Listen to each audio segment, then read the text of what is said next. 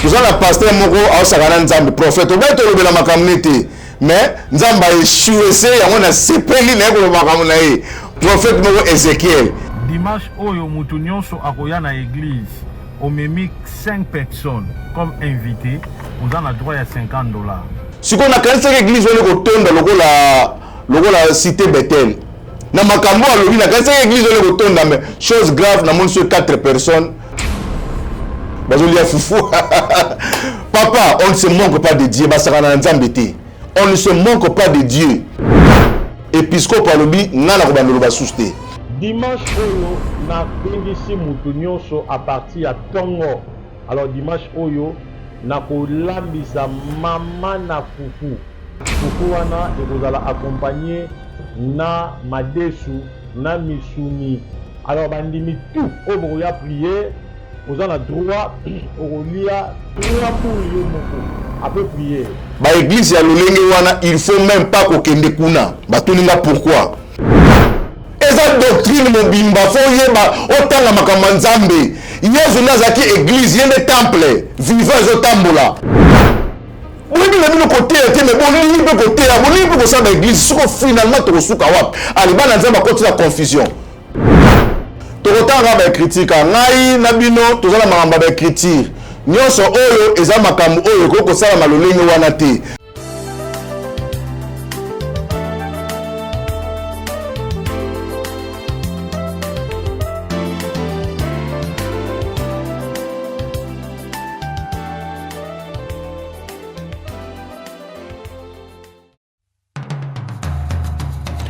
Vous êtes et voulez-vous investir à Kinshasa? Voulez-vous réjouir de vos business? L'opportunité à ne pas rater. Toronto City VIP à Maluku. Un des meilleurs endroits pour résider ou implanter votre business. À quelques minutes du fleuve Congo, le fleuve de nos ancêtres. Juste en face de la zone économique si spéciale qui est le quartier commercial et industriel de Maluku. Waouh! Non loin du centre de ville Maluku, un quartier en pleine expansion, à quelques mètres du Macadam. Toronto City vous propose un terrain de 20 mètres sur 20 avec des bornes cadastrales. Sur un site accessible, urbanisé, avec espace de jeu, espace vert, magasin, centre médical, marché, etc. Pour tout contact, contactez Willy Mafuta au +1 90 57 30 15 40. Toronto City, waouh, les 4 qui nous réservent l'avenir de demain. Vive le Congo, vive Kinshasa. AEL Gospel Music présente un méga célébration résurrection à Paris avec José Nzita le samedi 1er mars à 16h. Aïe aïe aïe, ça va aller. Aïe aïe, ça ira. Aïe aïe, je suis béni. Nous vous donnons rendez-vous à la salle Les Pyramides Congrès au 16 avenue de Saint-Germain au 78 560 Le Port-Marly. Pour acheter votre billet, allez sur www.billetweb.fr/concert José Nzita Paris.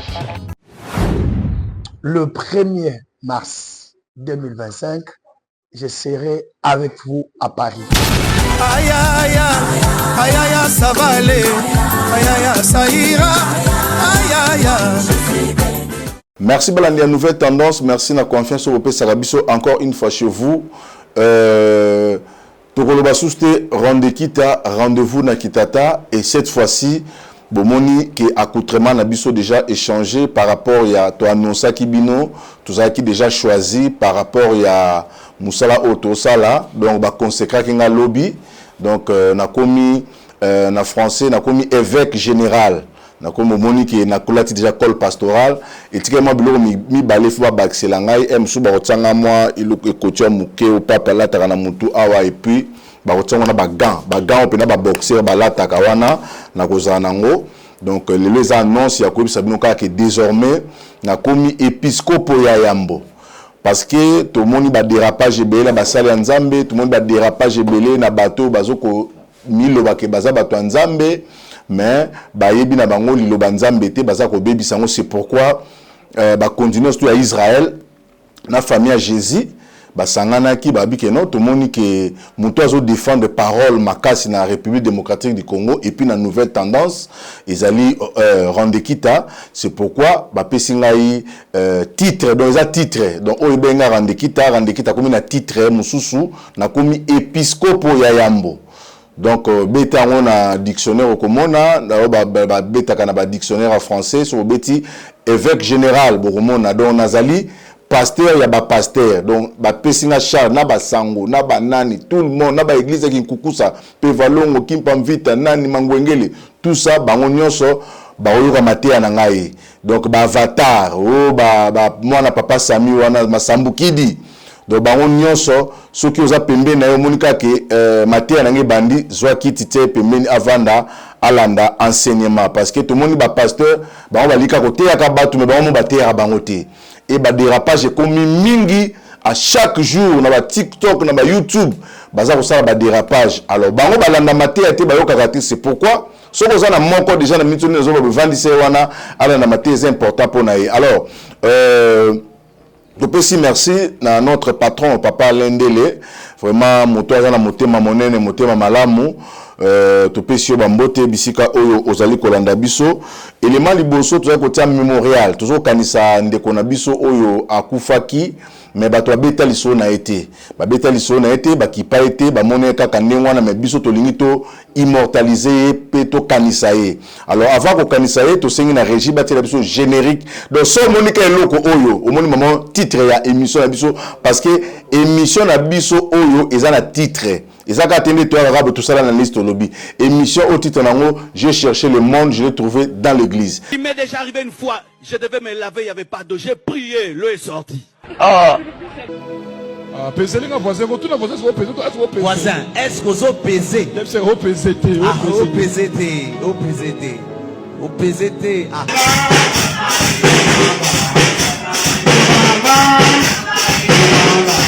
Dans 5 personnes. Oh, bah, quoi, il y a $100, $100 pour te payer sa maman veuve. Ma veuve, merci. Ma veuve, Zoua. Oh, papa.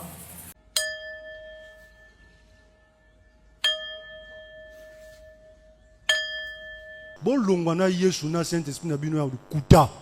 Miyibi, escroc. Kanga l'église wana nyonso. Dimanche oyo na bengisi mutu nyonso a partir ya tongo na kolambisa mama na fufu. Dimanche oyo a partir ya tongo Jacques chapitre 1 verset 27. Hein? Soit tu meli mai malili et puis je $10. Nzembo nya nzambe toko beta lelo abatu boza il était nzembo mutu mwa nzambe moye ba toko chape frère Patrice. J'ai cherché le monde, je l'ai trouvé dans l'église.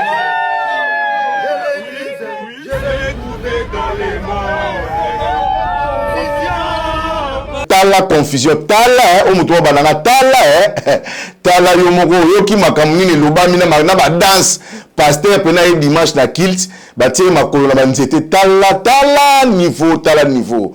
Alors les a passé pe mawa. C'est pourquoi bato nyonso bomoni wana na misuto te ba ba générique te to bana ko lobela makam nyonso bazo sala mabe parce que ngai pasteur na bango nazali awa ba bengi ngai épiscopo ya Yambo. Épiscopo ya Yambo nazu message ya Nzambe na Actes des Apôtres chapitre 2 verset 4 au baza ko parler biso makama ba langue ba parler en langue mais avant tout on a parlé en langue parce que tout le monde ba église de belete il parlait en langue mabe neti mutuloko la voici l'homme yekuta bomma kampenza makama parler en langue vraiment na ba prédication belé na bato bazo ko benga mais épiscopo tala makamu moi voici l'homme azoloba. Alors c'est le moment maintenant à ko recadrer bango ko zonga sa bango surtout moi recadrage avatar alingango te mais on va vous recadrer parce que trop c'est trop. Donc tous wa image ya kokanisa prince Lusala wazaki moto moko bande ko landela ba joueur ko teka ba joueur ko sunga ba joueur akufa mboke lobela été perte ya pamba mais biso quand même la nouvelle tendance to kanisi pona élément na biso liboso ya épiscopo ya Yambo. Merci. Acte des apôtres, chapitre 2, Babina Biso Nini, Ponako Loba, Ozali vocation, Obiso Tozui, na émission, Oyako Lobela, mais Zambé, Aibisi Biso Total, na Acte des apôtres, chapitre 2, Netoromon na Moussala Oapesi Biso, donc, appelle la Biso Yango, Acte des apôtres, chapitre 2, verset 4. Totangi. Et ils firent tous remplis du Saint-Esprit, et s'est mis à parler en d'autres langues, selon que l'Esprit leur donnait de s'exprimer. Donc, Molimo Santo a quitté Mokolo à Pentecôte. Tango Kiti a remplir salle oyo ba disciple bazalaki et motola motobani koloba nene molimo bane kotindare aloba. Donc, bateyi boko kozala na belé. Moto na moto aza koloba ndenge molimo aza kotinda ye aloba na monoko oyo asimbeli. Mais bango nyonso bazaki na objectif moko pe bazaki koloba ka langage bo biso ba langage oyo yango koma ba église. Armée du Sali ala matiana teaka pe valongo ala matiana teaka pe samunu passage ala matiana teaka sikoyo tozo ba lisusu te doctrine oyo Christ atikela biso zanini okomona na kati nango ba pasteur mutami bengi pasteur alo ba ko Maria azaki mutu mwingi Maria mama Maria azaki éthiopienne wala mutala ba pasteur alo bisusu Jésus abotaki bana azaki mobali ya Marie de Magdala Marie o asokola ka Yesu makolo bwakela ke malasi azaka makangu na ye.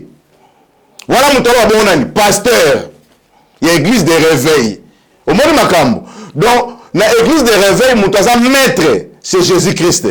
Biso tozali ko sala musala o maître tinda ki biso. Siko to beta masolo o maître lo banete maître tikala mukomo ko bate ko ngala za makango Maria, ngala bota bana nga alakisa biso bana te. Yango moni Congo, to la ba difficulté ba problème belé, mutaya alakisa biso bana, biso ko sala ba débat na bana ngo makambo belé. Yesu akufi, atikeli lisora bana te. Mais to ko ka pasteur église de réveil.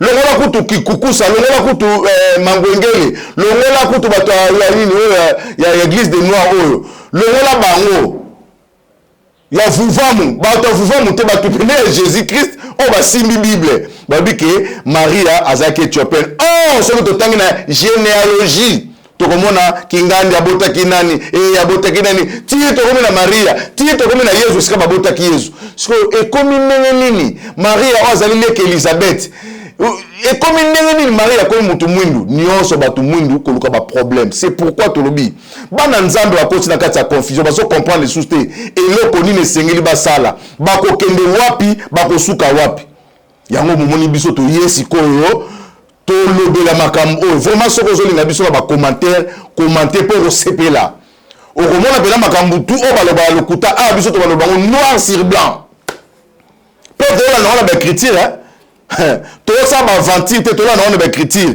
donc na acte des apôtres balobi bango nyonso bazala koloba selon ndenge molimo azali kotinda bango baloba mais bazali kaka na point moko et puis bazali kaka na pasteur moko oyo ezalaki pételo pour Yesu abaki sur cette pierre que je bâtirai mon église. Alors tout le maramba Saint-Esprit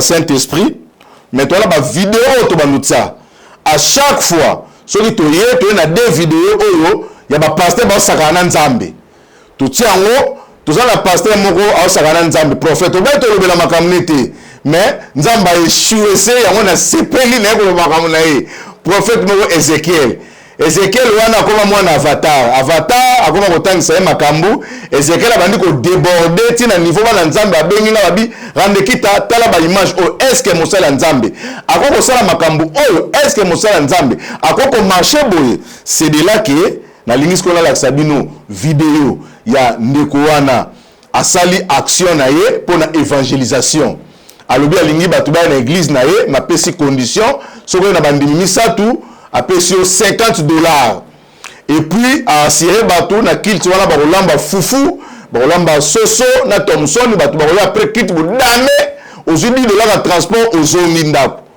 siko na kanisa église wana ko tonda lokola cité Bethel na makambo alobi na kanisa église wana ko tonda mais chose grave na mon sur 4 personnes bazolia foufou.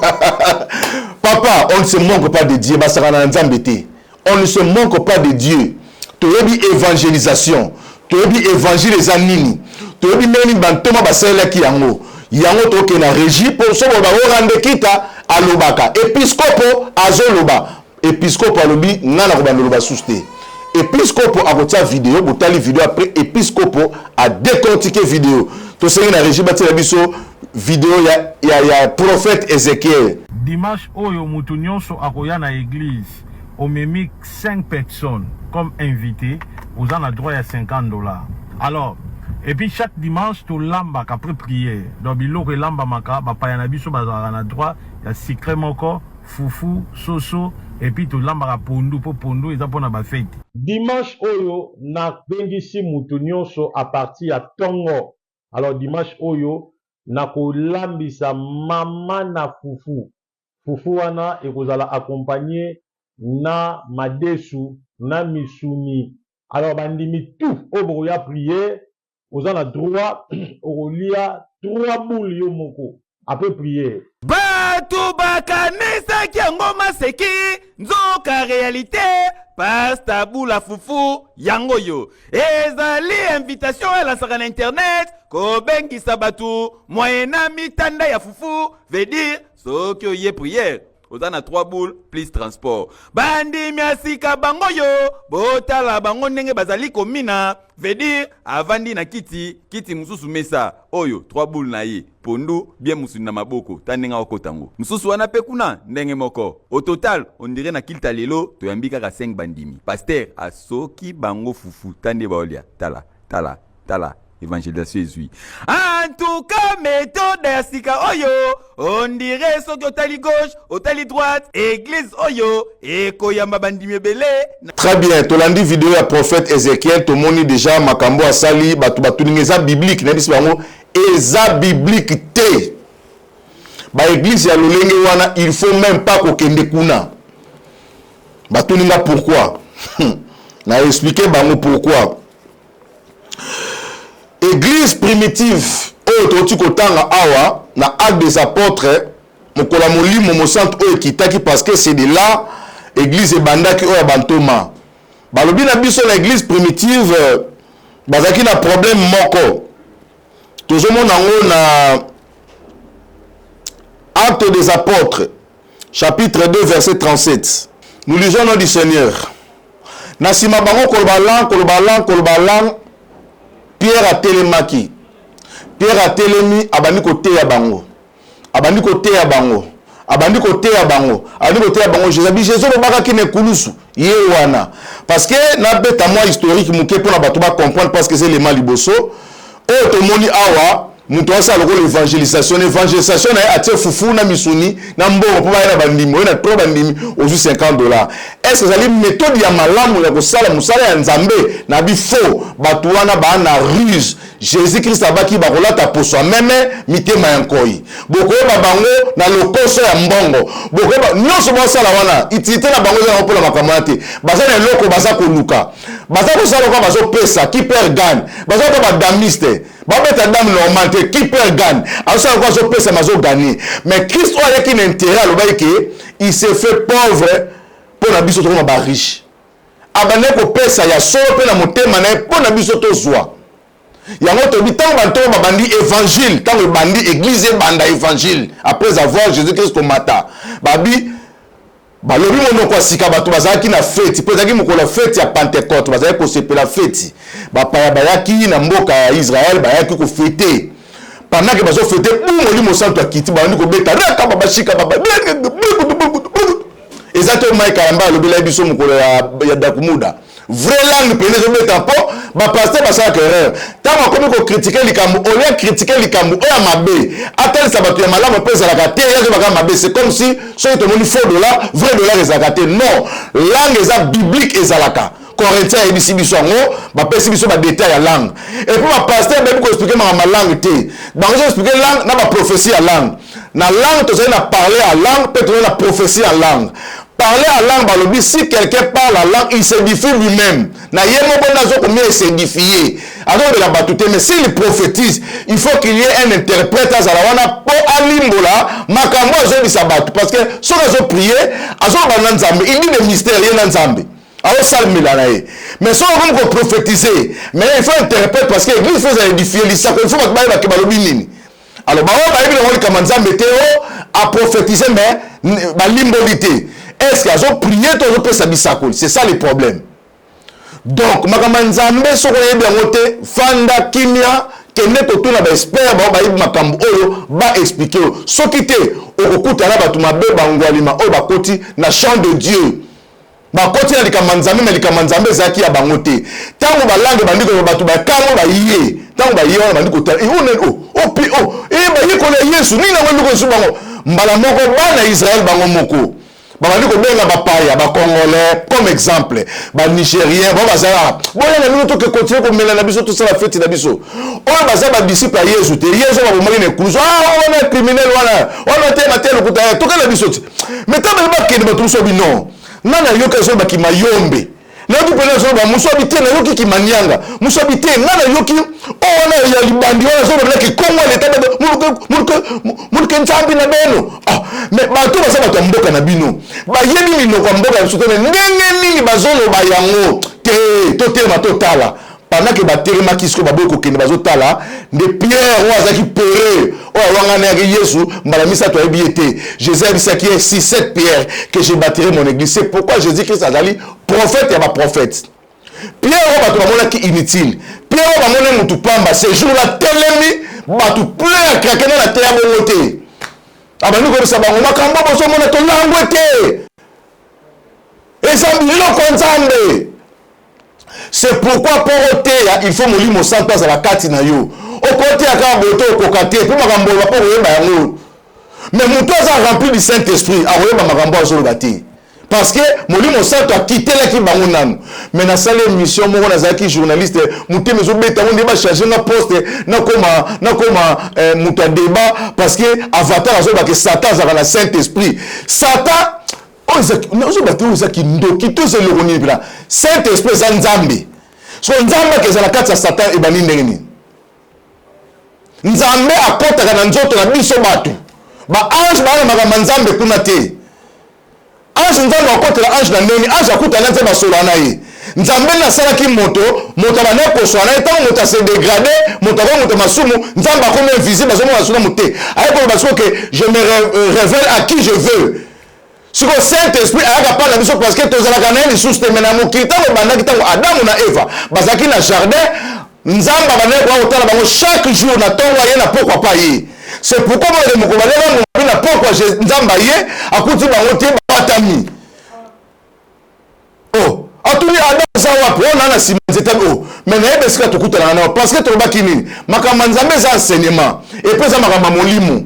Neto ba mama père spirituel, ça mama molimo. So que li notre temps na nzoto na mayele ki bomoto mayele tata na bino ya mama na bino ya baswahili ya bangala ya basakata banani. O ko comprendre ngo tra ba mystère.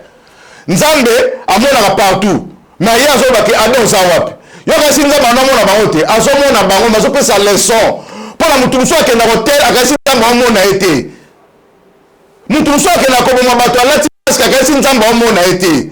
C'est pourquoi nous avons été à la makamuna et à ça la mukili oyo. Ça c'est quoi ça? Tala, y'a makamuna élité, y'a makamuna élité. Toi que nous sommes malais pour niveau bon na kende. Na kolata bagan, na kolata gan. Donc bazo lu kala da bagan. Na pesi merci na pasteur Ange ou a pesi ngai chemise oyo na olata mikolo oyo masombeli na pas pasteur habité lokola aussi titre sika ngambe na osombela yo chemise o kolata donc na peso mbote bisiko za landanga yo poza ba moyen tinanga mbongo numéro ya wana na somo ba gant ya boxeur mais na obeta na kofte zaka pona ta bazo mona jaba ba keso to meko bebisa le ba jo ya ma bi makasi episcope ya mbuye yo écoutez ya bino bozo na vérité botika makambo ya lokuta botika ko bebisa biso to kanisa ke mokola suka ba ta ba sa ko lokuta ba matoka sa ba sa ko ba route sur Nigeria so ba route sur Cameroun to wa nzoka kaka ba to wana vana ba wande ba ko beba Nana ndimaka yo ko ba lo sama mamuko mosala lelo. Nana ndimaka yo ko ba lo te biloko zo te ali ezanga mutuna makolo.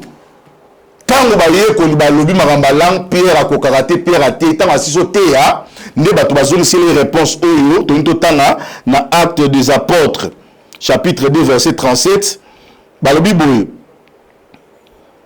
Après avoir entendu ces discours, ils lui eurent le cœur vivement touché et il dit à Pierre et aux autres apôtres, hommes frères, que ferons-nous? Pierre leur dit, repentez-vous. Maman, Bible, babomi Bible. Moutouma bisengo Bible batrikango. Maman, repentez-vous pour batrika. Batrika nini? Expliquez bato batrika nini?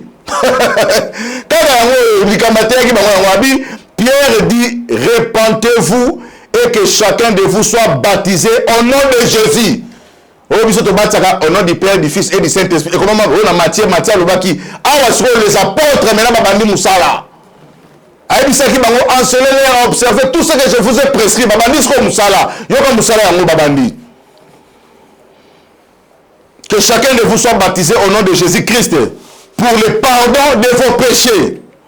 Et vous recevez les dons du Saint-Esprit. Si yo oteino batute, ozobenga bango ko pesa bango fufu, avant benga bango pesa bango fufu, faye na ote ya bango nanu. Tango ote ya bango na TV batu bayoki, ba comprendre. Po bango bayaki, balandaki mouvement fufute, balandaki mouvement ya Saint-Esprit, atie bruit, nzambe nda benga ka batu, fufute mte benga ka batu. To musolo mte benga ka batu, yani na bino. Bayoko bazaki na losambo bazo prier pasteur Kende Ngomba luka prière luka nzamba tinda bato tika ba ventir tika ba intimidation na TV base belé bazo tsambongo liboso na simalango bakoni koteka ba via bana bato bazana ba kisi bana makambe belé oh papa nous nous okitanga émission nous ezayone bandeli papa oh nous on écoute ça na notre lobito sous tsanga shit papa makambo eza mabe donc on a rejoint 1h30 ezala wa direct oh papa tiko ngana teya biso toyaki na mukilo pona ko teya liloba na nzambe et puis église eza nga moko église na nga moko épiscope ya yambo oyela nga pape na ko pasolango oui eza église na nga papa alors tozomona awa eloko nini esalami bato bayokaki liloba batutami na mitema na bango et c'est ainsi que bato batuni tosala nini nde balati bango nzela oyo totangi ya repentance ya kozwa baptême au nom de Jésus doctrine nde yango wana molimo santu nde abendaki bato vers baapôtre eza te fufu to $50 yango bomona baimage malgré $50 tala tongolo ya la passe tala difficulté souffrance mais bato baboyi $50 yesu zwa lokumu oza nzambe okosaka te bato baolia fufu 4 personnes fufu bona batie fufu bona me bato baboyi nzambe azaka nzambe. Alors na deuxième point nango point B nango oyo tozo ko lobela ezali multiplication de pain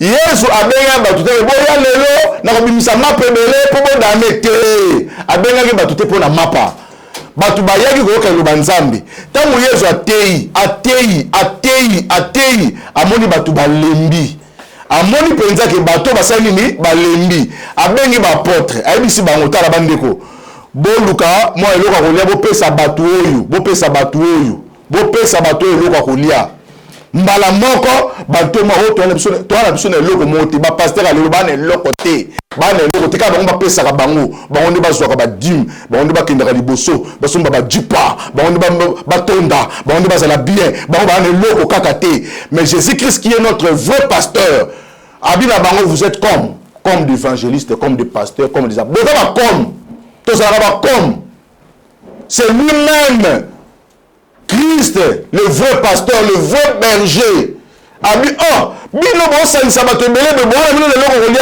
ok, il paraît moi na mon bazar, mon bissia na mon Thomson. Si vos grands maîtres sont là, donc boya na bio kwa la bosanango. Tant baye nango, a sali multiplication. Après si bato nyonso ba lié. Bato bako, si ko so bato ni, on a été yeso dise map, admise ki map ndenge nini, contexte. Surtout to le na contexte comme na prétexte.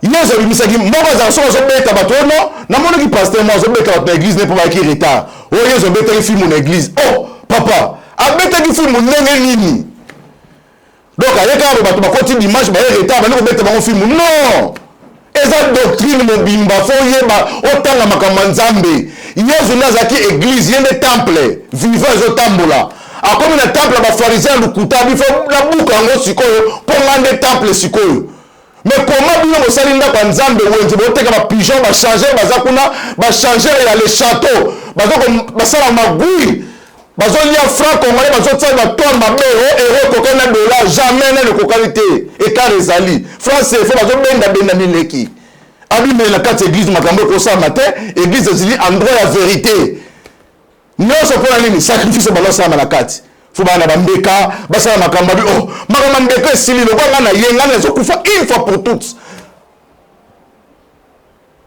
oui bien le côté mais bon libre côté bon libre ko sa na église soko finalement to suka wapi alibana nzamba côté la confusion na vandi ka baboko linga vidéo mususu papa tela na vidéo mususu na suisa awakasi bateli na vidéo mo ya kabundu ya lesa pesi mbongo et pas maman mombo ya veuve na église ba $100 et yili mabe maman bandi kolela maman veuve azu ba $100 et comme ça ba $1000 sur combien tela biso vidéo bon to zonga to chité nazolo ka 5 personnes oba koyela nga $100 poto pesa maman veuve yakanoki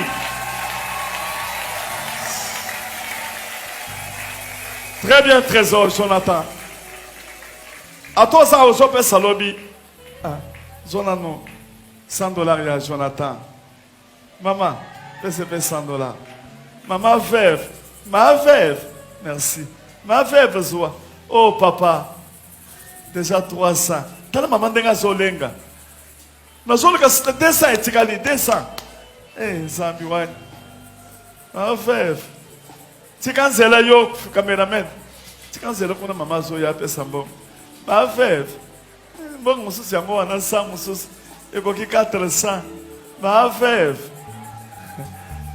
mususu yango wana ekoki 500 ma veuve mususu ezozoke do na nsima yango wana ekoki 600 ma veuve mususu yango wana ekoki 700 ma veuve 2, 3, 4, 5. Ma veuve, okokufa na yo lelo. Pese 500 yango. Ma veuve, 500 yango. 1, 2, 3, 4, 5. Ma veuve mususu ekwei. Ma veuve. Oyaka na masina. Na utamasina quartier. Bakuluna na nzela mezoya. Zoya 4 atambule zobeta. Nazoya kaka. Nzambe sunga mwana yo. Bombanga. Nakutana na mabena zela. Bandeko. Oyoka nzambe na biso ndenga sala. Écoutez ce que notre Dieu est capable de faire. Merci. La qualité va tomber lundi vidéo ah pasteur Wale ça va bien. T'as la petite maman veut faut $100. Mais le moins ça comme 200 300 bazo c'est la même ba tout musu ba la carte église bazo yima. Biso to so ko kundula ba vérité fa na mité ma bato. Yo zo kabela mutu moko veuve moko so combien de $1000 wana pendant que ba musu baza wana kuto musu meliti ta église. Ba maman veuve.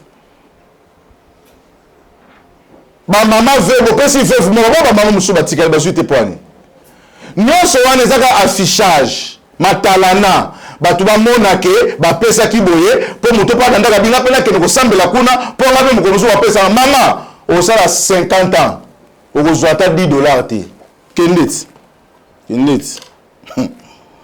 tokotanga ba critique ngai na bino tozala makamba ba critique nyonso oyo eza makambo oyo ko sala malolenge wana te subasima nango eza kaka histoire ya Jésus Christ na multiplier ki mapa a multiplier ki mapa apesa ki mapa na batu nyonso tout le monde aliaki tango multiplier mapa ba veuve bazaki ko lebele ba ofele ba bazaki wana mais ba moni mutu ba ono ngonga na ebeti bo tango Yesu akene ko sekusa po ba passer ba makasi na ba verset ya moni me mati ba kongola ba lobake Bible za mbeli ya minu mibale Bible za mbeli ya minu mibale te Bible na mbeli moko Ils ont mis nous moko, meli moko, minu moko. Ok, encore me telobi pe boite. Et le likambo moko, mais batu ba bebi saka contexte ya likambo. Ya moko ma ko mi déjà mbeli minu ba non. Oh, so kata koto, on peut se kata koto. Non, c'est faux. C'est faux. Satan c'est Satan, Nzambe c'est Nzambe. Masumu c'est lisumu, bosantu ki bosantu. Et comme minu mi ba na nini. Tant Jésus bimisima, papa tamba ba zaki wanati. Mais tout le monde est qui nous parle, moi, Moussouli, n'a pas dit bon. Ah, ma campagne, bien communautaire, ça m'a campagne, nyoso. Et ça, les campagnes, tout nyoso. Mais tant que vous avez fait tout moko, il y a un autre problème dans notre marque. Pourquoi pas les marques on est cible là? Au moins, la pasteur, moi, je l'ai à la TV. Avant du côté, bouche qu'on est sur la bon, ça va. Numéro, on a papa. Ben là, sur le côté. Ben là. Azadana Batouna est déjà ça préparé qui bango déjà. Oh, kapena manque na yango wana. Yo ko ben ozwate. Biso to lingaka. To lo bango mingi na pese exemple. Na ba ja loterie to mona. Au moins muto o dernier cagnotte. Ba to commune ba vanda to baraté. O tuni ba tanjil ba mona ka été. O tuni ki matseke ba mona ka été. O tuni ba tambanda ba ibi muto de cagnotte wate. Muto na zaki vampire, aza monstre. A uta wapi? Kasumalesa, kasongolunda. Bato Jésus va commencer à mirer la bataille bato ba yeba ni ba mona ka wana za kuna za na tonde za na balabala ala na bandala za place boy. Alors, celui totangi pour te remonter na biso TV Zangonga, al déjà apôtres chapitre 4 verset 32, babi na biso boy. La multitude de ceux qui avaient cru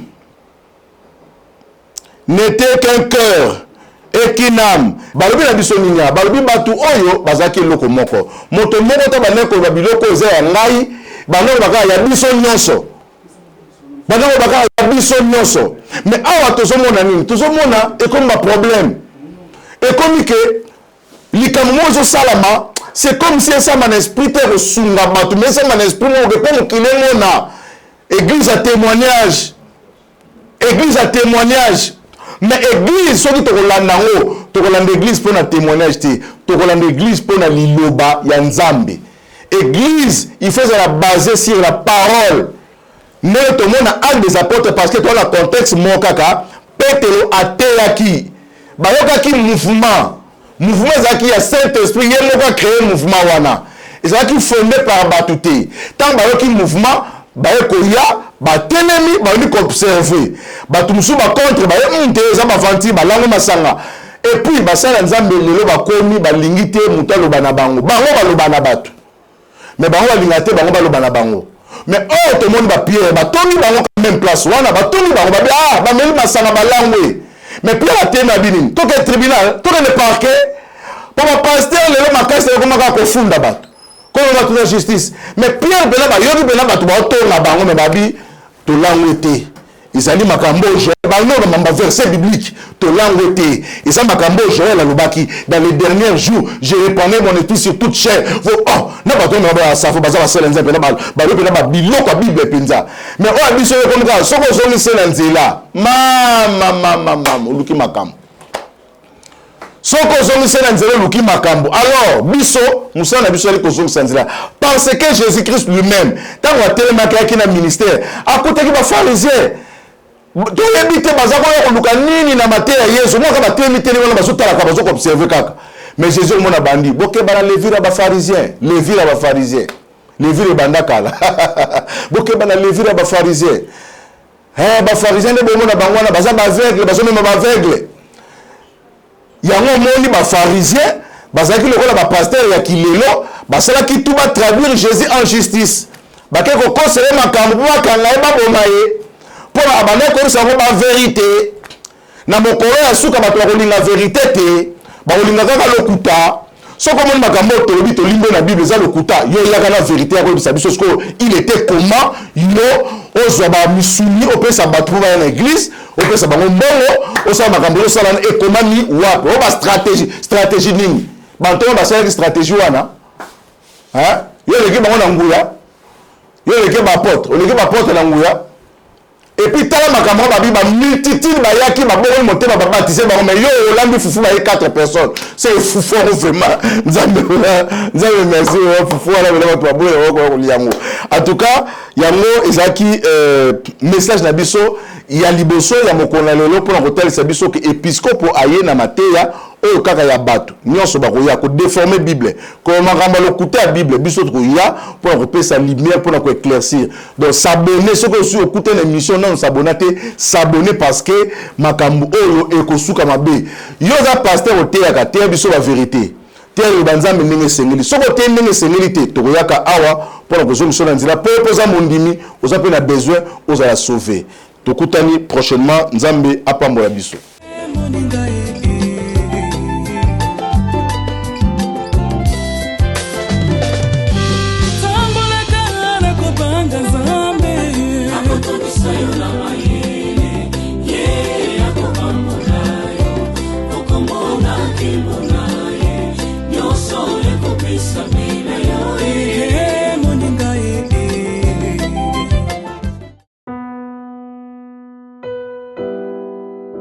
Bien-aimés dans le Seigneur, shalom.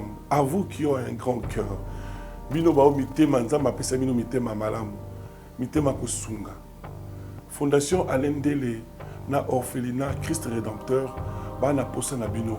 Bana posa lisungi na bino. Bano baboti bakenda. Bano bazala moya kotanga te. Bato bana besoin lisungi. Bino bato bana mitema malamu. To bana posa ya lisungi na bino na orphelinat Christ Rédempteur, la Katia Fondation Alain Dele. Kanise loko.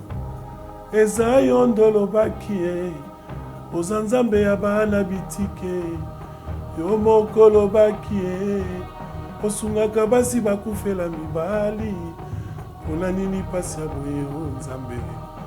Ils ont besoin de vous, de votre pain, de votre bouteille d'eau, de votre soutien. Et ça serait une bénédiction pour vous. Pour votre famille. Que Dieu vous bénisse. Merci Banakin, Bana monde entier. Merci bien-être. Sougala café, logo, na mêlé logo, mais le logo est amabé. Il y a bien pour la panne technique, mais quand ça les langues on a n'enga amabé, ça les langues pour la maman.